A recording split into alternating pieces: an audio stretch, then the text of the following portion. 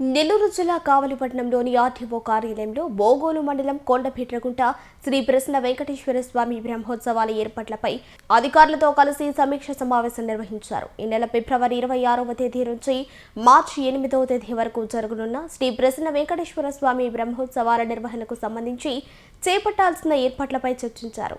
ఈ సమావేశంలో పాల్గొన్న కావలి ఎమ్మెల్యే కావి కృష్ణారెడ్డి బ్రహ్మోత్సవాలకు సంబంధించిన బ్రోచర్లను విడుదల చేశారు.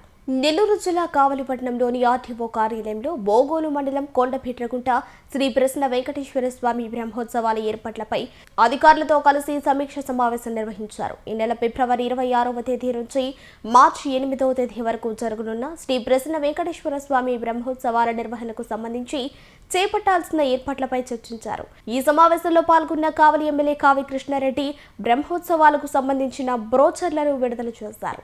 బెల్వకోట క్షేత్రం శ్రీ ప్రసన్న వెంకటేశ్వర స్వామి యొక్క నవాహనిక బ్రహ్మోత్సవాలు ఈ నెల 26 నుంచి ప్రారంభమై మార్చి 8వ తేదీ వరకు జరిగేటువంటి ఈ మహోత్సవాలు మొట్టమొదట తిరుమల దేవస్థానం యొక్క ఆచార సాంప్రదాయాలకు, తిరుమల దేవస్థానంలో బ్రహ్మోత్సవాలు జరిగే విధి విధానాలతో 11 రోజుల పాటు మన బెల్వకోట క్షేత్రంలోని కొండబెట్టగుంట శ్రీ ప్రసన్న వెంకటేశ్వర స్వామి యొక్క బ్రహ్మోత్సవాలను ఏర్పాటు చేయడానికి ప్రభుత్వము, పండితులు నిర్ణయించిన మేరకు ఉత్సవాలు జరుగుతున్న వేళ ఇప్పటికే శ్రీ ప్రసన్న వెంకటేశ్వర దేవస్థానం నందు వివిధ అభివృద్ధి కార్యక్రమాలు పూర్తయి ఈ నెల 21వ తేదీన రథశాల ప్రారంభోత్సవము,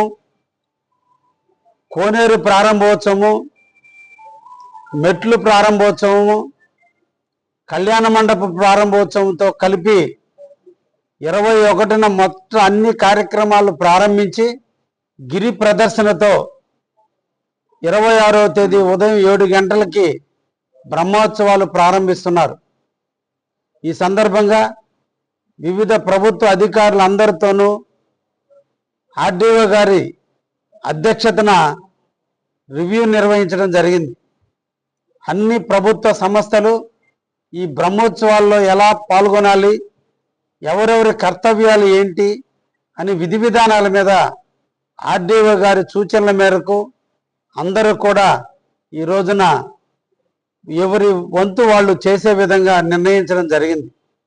ఈ సందర్భంగా కావలి నియోజక ప్రజానీకానికి, నెల్లూరు జిల్లా ప్రజానీకానికి, మన ప్రాంతంలో నెల్లూరు జిల్లాలో వెలిసి ఉన్నటువంటి స్వయంభూ అయినటువంటి నారద మహర్షి యొక్క ప్రతిష్ఠించినటువంటి శ్రీ ప్రసన్న వెంకటేశ్వర స్వామి యొక్క బ్రహ్మోత్సవాలను రంగరంగ వైభవంగా దాతల ఆధ్వర్యంలో నిర్వహించడం జరుగుతుంది. కాబట్టి లక్షలాదిగా భక్తులు విచ్చేసి బ్రహ్మోత్సవాలలో పాల్గొనండి అని చెప్పి అందరికీ కూడా తెలియజేస్తున్నా.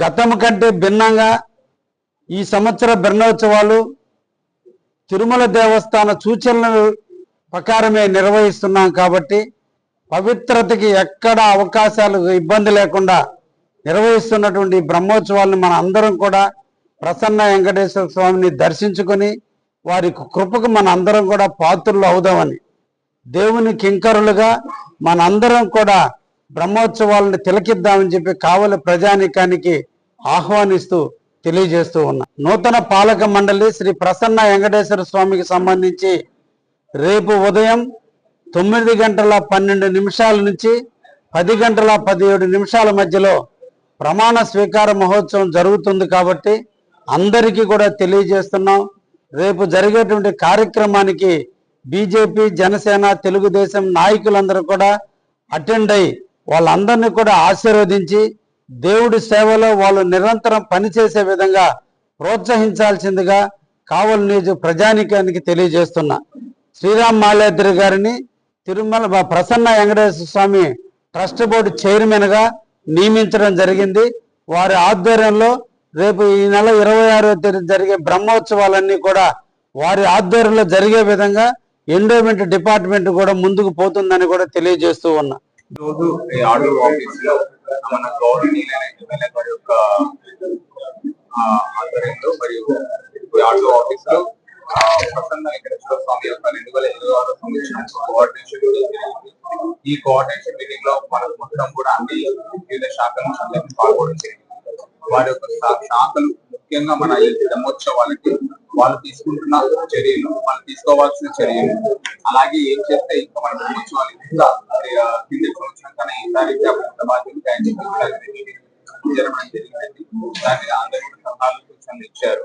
ఆ సూచనలన్నీ కూడా మన యొక్క అధికారులందరూ కూడా పాటించాలని కోరుకుంటున్నారు.